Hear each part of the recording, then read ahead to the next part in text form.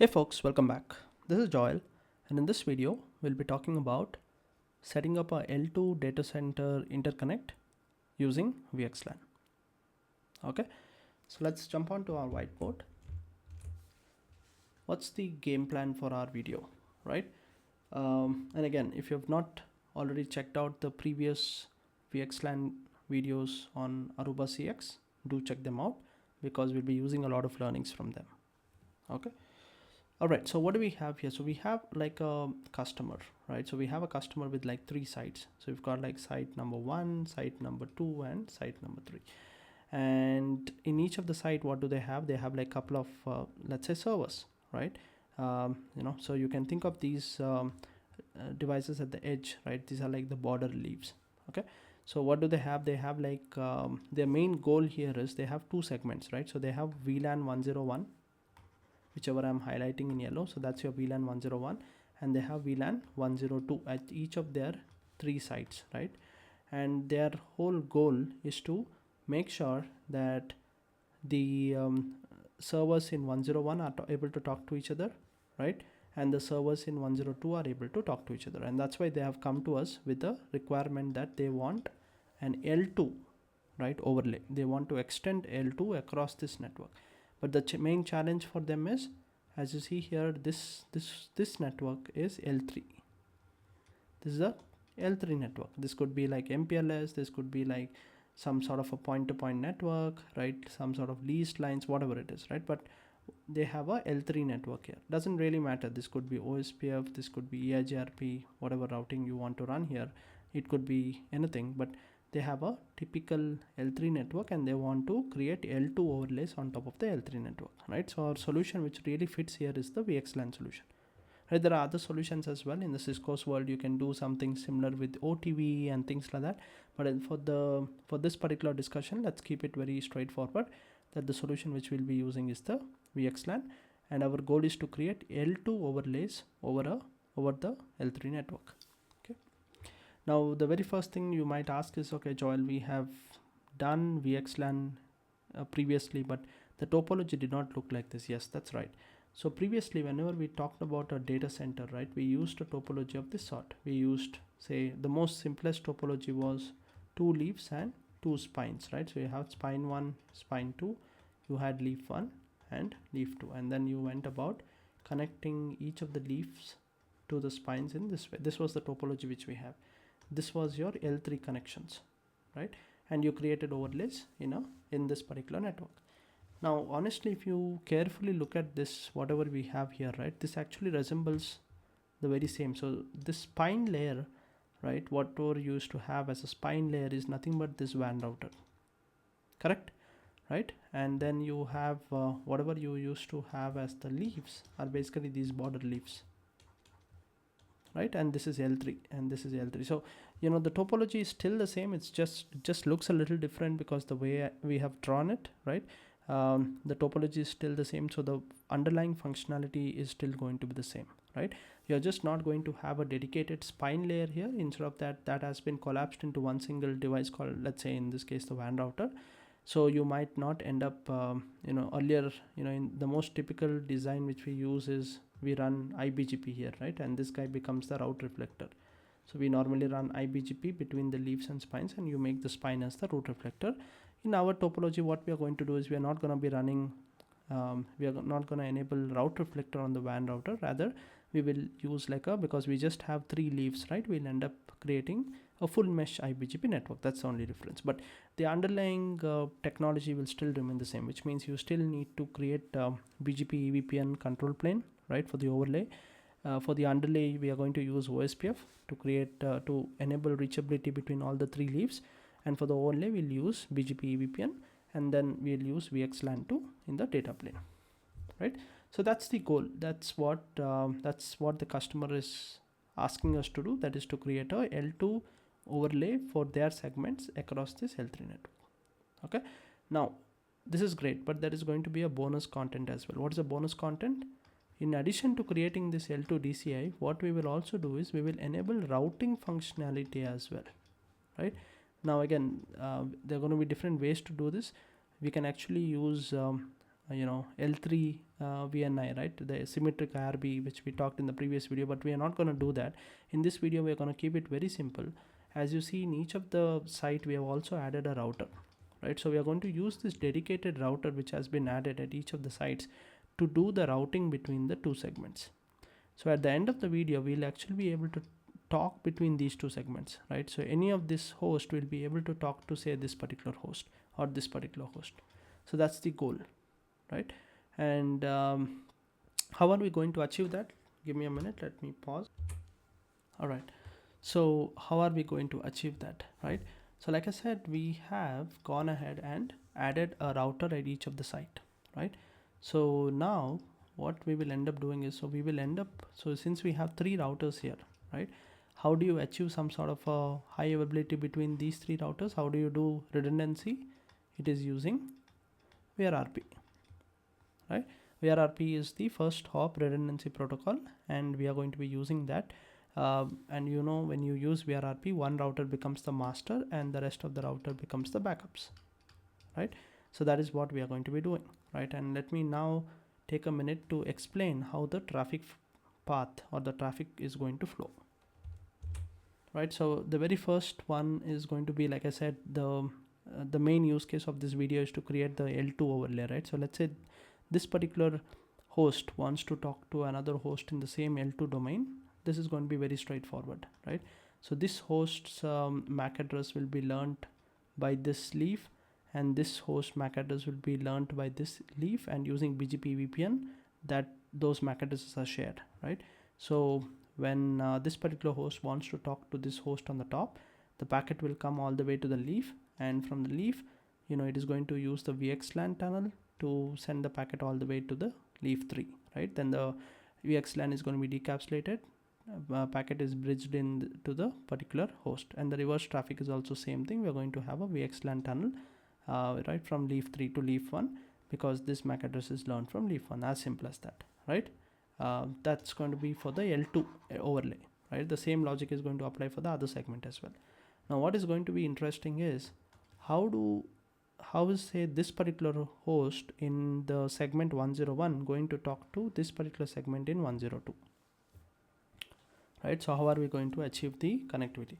Right, now let's take for a minute, let's actually put some IPs here to understand, right? So this one is going to be 10.0.101.10, and this one is going to be 10.0.0.102.20, right? So as you see, they are in 2 different subnets. So when you do a ping from this guy to this guy, what is the very first step? This particular host is going to send the packet, right? So the IP header is going to be, this is going to be the source and this is going to be destination, but the L2 header is going to be what? The L2 header will have this particular host as the source MAC address, and the destination MAC address will actually be, and for our reference, let's assume that R3 is the VRRP master, okay? And this VRRP master will, let's say, is going to have the address of 10.0.101.253. Let's assume that that's the VRRP IP which we have configured, and that's been configured as a default gateway on this particular host also, right? So because of that, this will be the source IP, this will be the destination IP. Source MAC will be nothing but, you know, this particular host, but the destination MAC, right, is going to be the MAC address of this VRRP, this VRRP IP, and that MAC address would have been learned how? Through leaf 3, through BGP EVPN, it would have been learned over here, correct? So the first packet is going to be something like this. So you're going to have the this particular guy is going to send it all the way till here. The leaf 1 is going to look at its BGP EVPN, and it's going to look at its table and figure out that, okay, you know, the destination MAC address is basically learned from here, so it is going to be sending as a tunnel, right? So let me use a different color. So there'll be a VXLAN tunnel coming here, and the packet is going to be decapsulated, right? So once the packet is decapsulated, it is going to be sent to the router. We'll use a different color again, okay? So the packet is going to be sent to the router over there, correct? And the router is now going to route the packet, right? Because this is a router, right? So it has both the segments. It has the segment 101 and it has a segment 102. So the router is going to route between the two segments. So that's the whole point which I was trying to make earlier, right? We are using an external router to do the routing. We are not doing the routing within VXLAN. We're using an external router to do the routing, right? And once the routing is completed, right, the packet is going to be sent back or in the VLAN 102, right? And the leaf 3 will now look at its table and figure out that the destination is actually learned from this particular. So the packet is going to be sent using a VXLAN tunnel all the way here, right?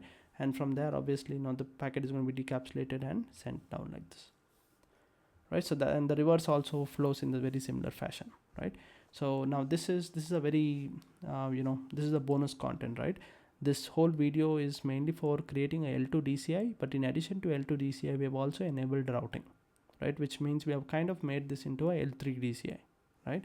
We started it into L2 DCI, but then we enabled routing as well, and the routing has been enabled using VRRP, as simple as that, right? Which means if this guy goes down for some reason, if this router goes down, right, one of the other two routers, right, maybe this guy or maybe this guy, one of these two guys will pick up or will become the master, and maybe after 1 or 2 ping drops, right, you will still see the packet flow going forward without any kind of disruption, right? We'll actually do a demo of this by shutting one of the gateway down, and we'll see if there is a how much amount of disruption is there or how much ping drops are there, and after that the seamless connectivity should flow around. Okay, cool. So that's the game plan for today. Let me get rid of all of this and pause the video, and then we'll come back with the configuration. All right, so this is going to be the topology, right? In this video, I don't want to configure every single thing, so I will be configuring only the leaf 1, leaf 2, and leaf 3. The WAN router has already been configured, as well as all the other smaller items like the switches and the gateways and things like that, right? But I will also be showing the configurations to you, but I might not be typing each of them because I want to keep the video short, right? So let's start with the WAN router, right? Like I said, WAN router is just going to have IP addresses on the 3 interfaces, and it is going to have OSPF on it. So let's pull in the configs of WAN router because I've already done it.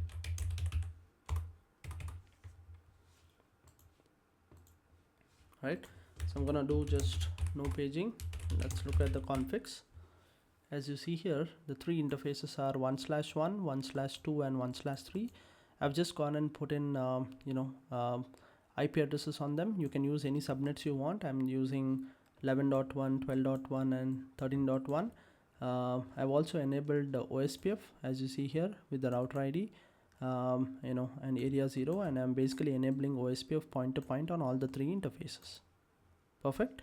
I've also gone ahead and created a loopback, but now that I think of it, we might not really use this at all, but I've just gone and created a loopback and added the loopback interface also in OSPF. That's the minimal configuration which you need for the WAN router, nothing else. Okay. Cool. So that being said, now let's start with configuration. Let's go into one of the leaf. So I will talk about one of the leaf, and then once we configure the leaf 1, I will also kind of show you the configurations for leaf 2 and leaf 3, and then maybe I will show you the configurations of the rest of the devices for one of the site, right? That way, you will be able to rebuild this for the rest of the sites. So coming to the leaf 1, right? So let's see, we have 3 interfaces. 1/1 is towards the WAN, right, which is the underlay, and then the rest of the 2 interfaces are, one is towards the gateway, right, or the router, and the other one is towards the L2 switch. This is a purely L2 switch, right? The reason I have put this is because I want to trunk my port here, right? I want to use 1/1/4 as a trunk, and I can connect any number of endpoints here, right? So that is the reason. Ideally, if you have enough ports, you can actually use one of the port of leaf 1 for 101, and you can use the other port for 102, right? You can directly put the ports in the access VLAN. I'm just doing this to kind of reduce the number of ports being used on the leaf 1, right? So because I'm trunking. All right, so let's start with the configuration on leaf 1, right? This is a fully new switch without any configurations.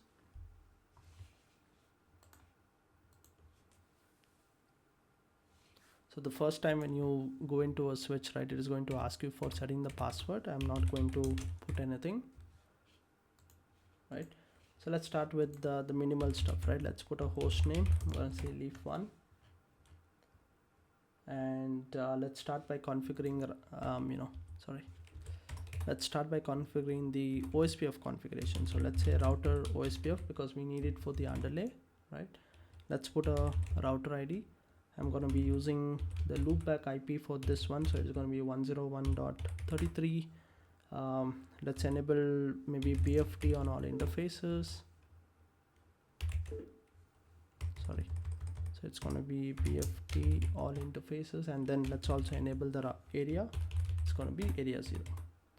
Now what are the two VLANs which we need? One is going to be 101, other one is going to be 102, right? Let's also maybe enable the default VLAN. Native VLAN is VLAN 1. Cool. The next step is to enable EVPN, right? Like I said, we are not going to be talking about L3 VNI here, only L2 VNI, because our goal is to create L2 overlays. So what do we need for the L2 VNI? It is going to be EVPN config. Then we have to get into one of the VLAN 101. The route distinguisher, let's keep it as auto, right? Route target, we can use we can define a value. So I will say export, and maybe the AS number, maybe 65,500 colon 101, right? So I'm going to use that as my export route target. It will be the same as my import as well. Perfect. We will have to now replicate the same thing for the other segment. RD is going to be auto, and route target, the export is going to be changing from 101 to 102, and let's change the import route target also to 102. Okay, let's clear the screen a little bit. So we have done the EVPN configurations. Now time to do the interface configurations, right? So if you look at my topology, 1/1 is towards the WAN interface. So let's do that. Interface 1/1. I'm gonna put maybe a description on it towards the WAN, right? No shut. Let us also put a jumbo MTU, because we are talking about encapsulation. So MTU and a IP MTU also should be enabled, right? So we have done all the jumbo MTU configurations. Now type to do IP address 192.168.11.2, right? So this is going to be, like I said, this is going to be the point-to-point IP address, right? For example, we need to match this with what is the configuration on the WAN side. So if you see the WAN side, 1/1/3 was using 11.1. So on here I'm going to be using 11.2, right? Straightforward. You can use any IP subnets you need. I'm gonna use this based on my design, right? So I'm gonna enable OSPF here next, and finally I will also enable OSPF. It's gonna be point to point. Okay, cool. So we are done with the WAN side. Now it's time to do the LAN side. Now for the LAN side, what I'll do is it's gonna be 1/1/4. So this is going to be towards the servers, right? So I'm going to say give a description of servers, and we do no shut. We enable MTU of 9000. We do no routing, because these are L2. These are going to be L2 links, right? And we are going to enable trunk native 1, and VLAN trunk allowed, right? The VLANs which we are going to allow is 101 and 102. Perfect. And let's just check if that went through, right? Show run interface 114. Perfect. So we have to do almost similar stuff for the other interface, which is towards the router, right? It's going to be 116, and the description is going to be, I'm just going to call it as gateway, right? The rest of the stuff is going to be same. The no shut, the MTU, the no routing, and all of this is going to be the same. Perfect. So that's going to be all of that. Now time to create the loopbacks, because loopbacks will be needed for the BGP configurations, right? And for the VXLAN, source and destination VTEPs, right? So you need for that. So we are going to have one loopback for we have two purposes. So one of the loopback will be used for BGP and the other one will be used for VXLAN. So we will use IP address as 100.100.101.3/32. Let's do IP OSPF 1 and area. Let's enable this thing. That's done. One of the loopback is completed. Let's do the other loopback 1. Let's do IP address 100.101. We are going to use, instead of 3, I'm going to use 33, right? So that's fine. Let's now enable OSPF here as well. Perfect. All of that is done. Now time to enable. Let me clear the screen. We are done with the loopbacks. So time to enable the VXLAN interface, and finally we'll end with the BGP configs. So I'm gonna go to interface VXLAN 1, source IP, right? Like I said, for the source IP we will use maybe the loopback 0. So what is the loopback 0? It's this guy. So we are gonna use that as the source IP here. Okay, sorry, looks like my screen got a bit stuck. Okay, so that's the source IP.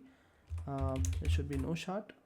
We will next need to put the VNIs, right? Because we are creating L2 VNI. So this is going to be the VNI. I'm going to use the same number as my VLAN. Doesn't have to be always, but I'm just for ease of understanding, I'm going to create 2 VNIs and use the VLAN 102.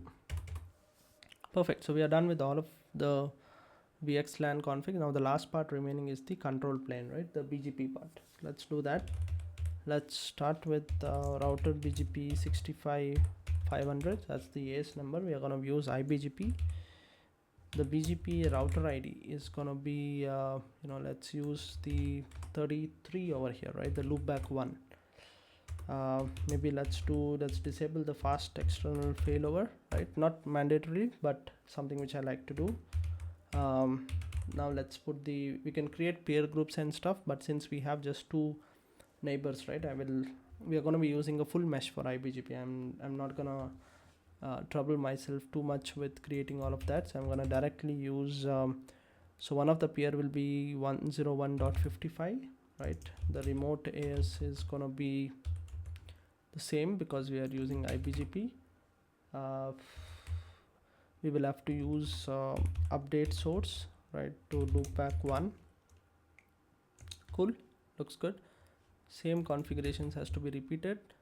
Replace 55 by 77 for the leaf 3, and let's do this one as well and change 55 to 77. Cool. Alright, so now the next important thing we have to remember, enable address family L2 VPN EVPN. Okay, let's do neighbor, and what is the first neighbor? It's going to be this guy. We have to enable the community, right? So because we will be sending route targets, right? So you need to enable community for the neighbor, and then after that you need to activate the neighbor. So I'm going to activate. Repeat the same thing. Replace this 55 by 77 and this one 55 by 77 and activate. Cool. So we are done with all the configs, right? So let's quickly review it once, and then I will pause the video and do the same configs on the rest of the 2 leaves. No paging, show run. As you see here, this is the BGP configuration, right? Towards the 2 leaves, we have the OSPF configuration. Then what we have done is we have enabled the physical interfaces. This is towards the WAN. These are the interfaces it's a trunk port towards the servers, trunk ports towards the gateway, and we are going to have 2 loopbacks. This loopback is used for VXLAN, and the second loopback is used for BGP. Perfect. And we have also done the L2 EVPN configuration, right? The MAC VRF related stuff. Remember, we have the 2 segments, and for each of the segments we have defined what is the route targets, right? And then there's one other important piece of configuration, which is interface VXLAN. Source IP is here, L2 VNIs, both the L2 VNIs is here, and corresponding VLANs are here. Now let me take a minute, let me pause, come back after finishing configs on the rest of the 2 leaves. Alright, I'm back, and the configs are done. There was also a small mistake with one of the IP addresses on my leaf one. So let me just quickly show you the configs again. So if I do no paging, show run, I had to fix that. So if you look at the BGP configuration, it is 102.55, which is the leaf 2, and then we have 103.77, which is the leaf 3, right? So I had to make a small correction here because the loopback addresses are were incorrect earlier, right? But that being said, we have done the same configurations here as well. So if I do no paging and then do show run, you can see the BGP configuration, the OSPF, right? Exactly similar to that. We have the loopbacks, we have the VXLAN, and then the physical interfaces are here, and on the top we have the the L2 VPN configuration. And quickly showing you the other one as well. There you go. So that's the configs for the leaf 3, right? Everything is going to be same, only the difference is going to be when you're creating BGP, you'll be using leaf 1 and leaf 2 over here, right? And just the IPs are going to be changing, right? So the source IP will change, the loopback IPs will slightly change. The 3 physical interfaces are present, and then at the top you have the EVPN configs. Okay, a quick way to verify the BGP part would be show BGP L2 VPN summary. You can see the BGP neighborship has been established. Okay, cool. So with this, what have we done, right? So we have actually finished configuring the WAN router. The 3 leaves are done. Now let me, just for your understanding, let me probably pick one of the site, right? Let me pick probably leaf 1 or the site 1 over here. So we talked about leaf 1, but let's also look into what's happening on this switch, right? The switch, let me probably click on it. And what do we have on the switch, right? Like I said, it's going to be a purely, did it open? Maybe not. Let me do it here. Okay. So this is the switch. This is a Cisco switch, right? So I can do something like show run. And as you see here, you don't have anything, right? All we have is, the 2 VLANs which we are using in our setup are 101 and 102. So as you see on the top, the VLANs, where are the VLANs? Okay, there you go, right? So the Ethernet 0/0 and 0/1. So what we have done is the 0/0 of the switch, that is a trunk port, right? We have allowed 101, 102, and it's a trunk port. And towards Ethernet 0/1, we have made it an access port and put it in VLAN 01, and the other interface we have put it in VLAN 102. Perfect. Nothing else. As simple as that. The same configuration has been done at all the other 3 switches, right? So this is just providing L2 functionality. And what else? So if I show you the 2 end hosts which we have here, right? So they are basically going to be nothing but so if I show you the 101, right? So this is the 101 host. Show IP interface brief, right? As you see here, this is just an IP address which has been put here, right? 10.0.101.10, and we also have a default gateway which is pointed towards 253, which is the VRRP IPs, right? I will show you the VRRP part, but this is what we have done. This is the same configuration done on the other host. Obviously it is going to be a different segment. So this is the other host, 102 host.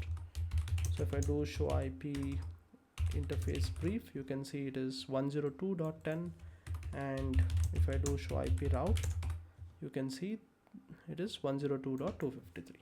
Perfect.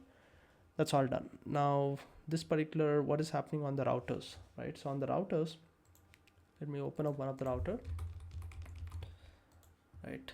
You can see VRRP has already formed because we created the L2 overlay using VXLAN, right? So you can see VRRP has already kind of formed here, but that's fine. What we'll do is we'll try to, let me just quickly do a disconnect and try to get in.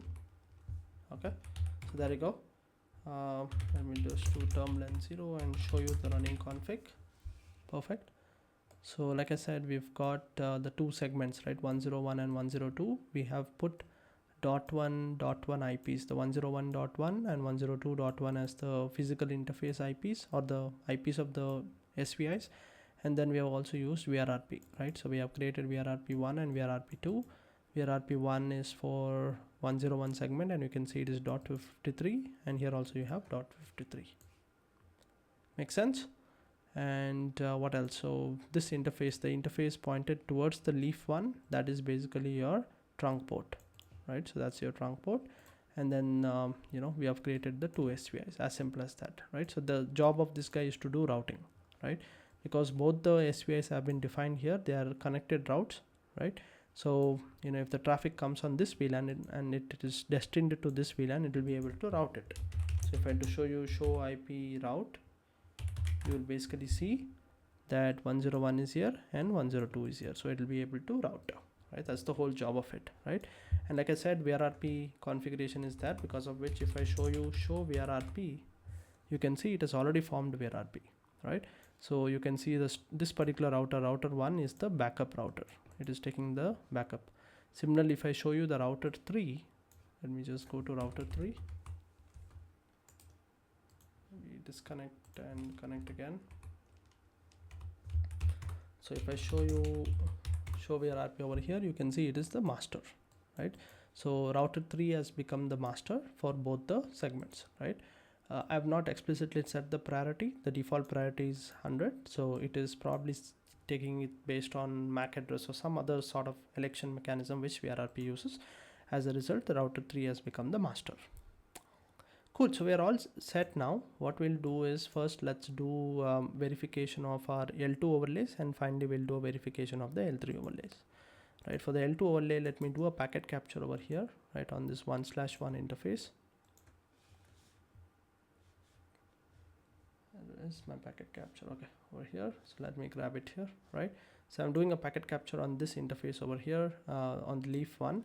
So I will probably do a ping from, you know, from first we'll try to ping within the 101 segment, and then we'll try to ping within the 102 segment. Okay. So for the 101 segment, I'm going to go on to my 101 host and do a ping, you know, 10.0.101. You know, it is 20, right? So we are on, what is this IP? Yeah, as you see here, the IP on this is 101.10. So let's ping the other guy, which is gonna be 20. There you go, that ping works. Let's try 30, which is the other host. That works as well. And you can see over here, the ping is working. If I select one of the packet, you can clearly see that it is VXLAN encapsulated. You can see the segment is 101, right? For the other segment, it is going to be over here. Okay, that is also 101, my bad. If I probably, okay, sorry, that was all the three pings which we did was in the single segment, right? Now let me go on to jump on to the other host, which is the 102 host, and if I do a ping here, 10.0.102.10, which is the local IP, .20 is the remote IP, and the other one is the .30. You can see all the three are working, and you can see the packet over here, the VNI is 102, right?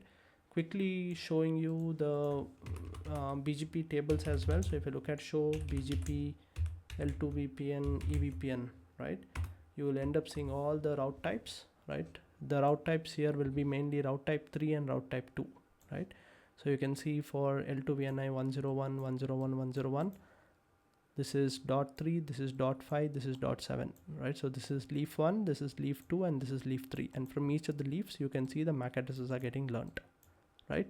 So this will have a mix of the end host MAC addresses as well as the VRRP IP or the gateway MAC addresses are also getting learned over here, right? So that's basically how you can verify that. Like for example, let's look at since we got on to let's probably look at this one guy, right? So we did a ping from, let's say we are talking about doing a ping from 10.0.101. What is the IP of this host? Show IP interface brief, right? So we are doing a ping from this guy to say .20, right? So that's the ping. Let's quickly look at this packet capture here on the top. Where did it go?